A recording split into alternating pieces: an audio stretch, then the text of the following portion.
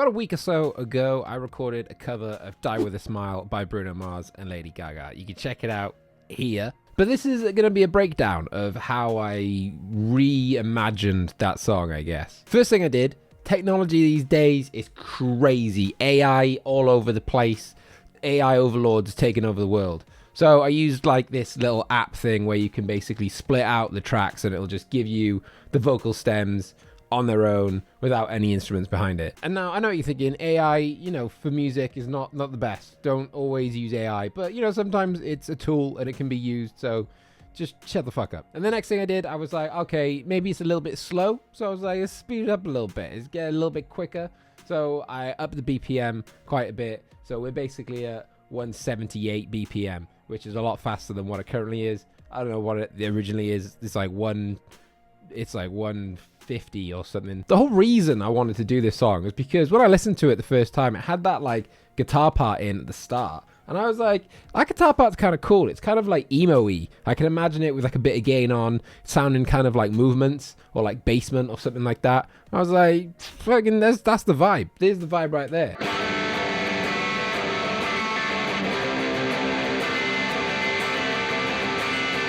I mean, just like on its own in 6/4, it just sounds cool. So I was like, what's the drums gonna do? We'll just make it kind of punky and just kind of hit on the snares on every beat. So it's just like batu batu batu batu batu batu batu.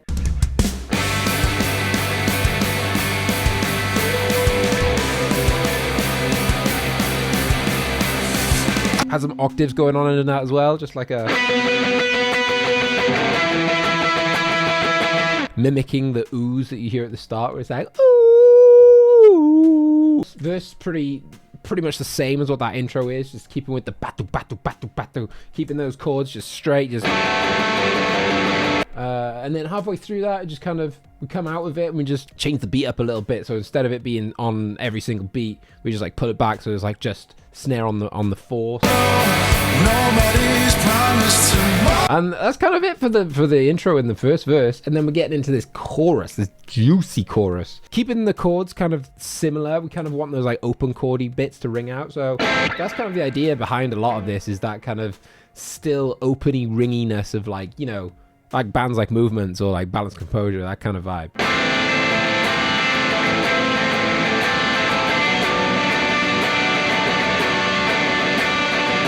To kind of like beef it up a little bit in that chorus, I thought I'd like a little bit of a riff in. So I kind of did like maybe a Bring Me the Horizon style kind of thing, where we just, or like a maybe more of a Don Broco thing, not Bring Me the Horizon. Kind of going between the octaves, right? It's like way up here and then down.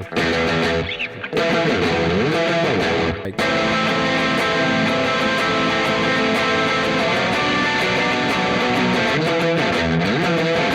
that's the vibe. That's just like something to just divert your expectations. You don't know what's going on. I don't know what's going on.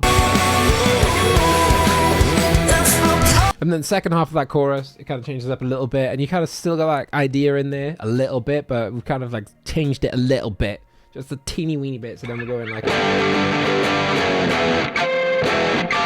still kind of like a riff, and it's using the same chord and everything, but you just kind of coming off at it every now and again. It's pretty fucking sweet. Now the second verse is where I kind of like change things up a little bit. We don't keep that kind of like batu batu batu batu, kind of a little bit more of like a Midwest emo kind of vibe.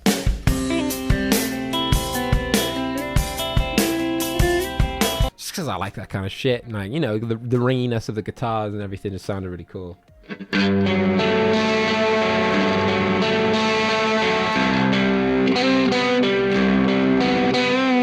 As soon as I did that, I was like, yo, just les pistes de la résistance.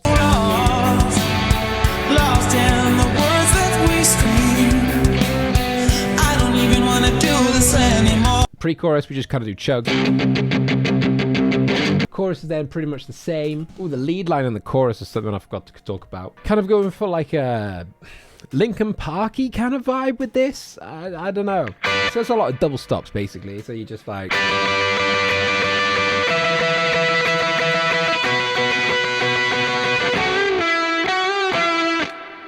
Just thought it was a kind of cool little riff. And now for the bridge. In the real song, the bridge like totally like break. Oh, I dropped my pick. Fuck. The bridge, right? In the real song, the bridge like breaks down a little bit and it gets a little sad and gets all quiet. But I was like, nah, fuck that. what we gonna do, we're gonna get like a breakdowny kind of vibe going in. It's not really, I guess it's kind of a breakdown. It's kind of just like, you know, something that's a bit aggressive is the main thing, yeah.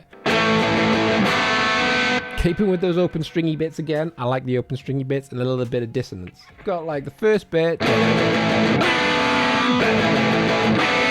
and then just kind of like maybe a bit of like a periphery North Lane kind of thing.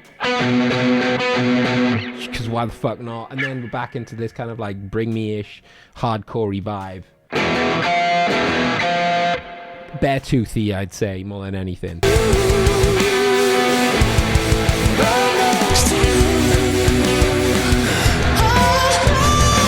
And then we go into a guitar solo, keeping the guitar solo the same as what it is in the original, just following the melody line and just playing the chorus underneath.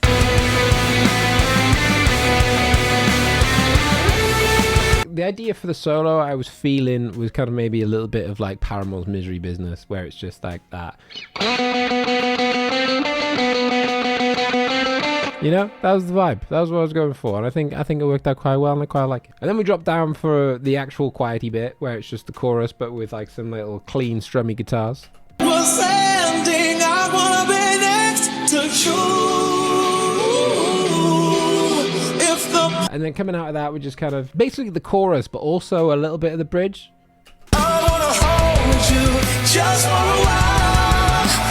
Just, I mean, it's like the chorus, but also it's also the bridge bit. So you kind of get the best of both worlds. I thought, what can we do for the outro? Just bring back the intro, and that's basically what you've got there.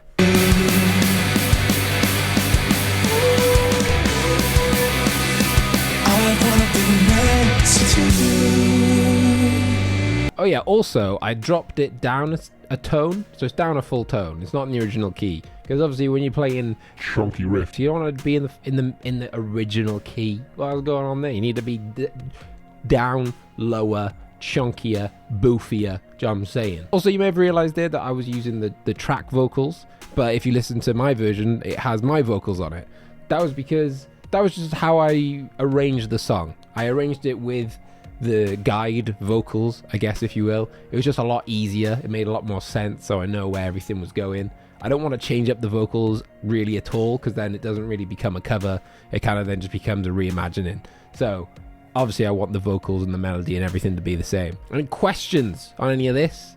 Any questions at all? No questions? If you've got any questions, leave them in the fucking comments. I might reply. I probably will. Got nothing else fucking better to do. Just keep making these pissing covers. Anyway, if you like this, go check out the full version. The full version? Go check out the cover version. And if you like the cover, maybe check out the real song, because the real song's pretty fucking sick. Anyway, see you later. Like, comment, subscribe, and all that nonsense. Peace.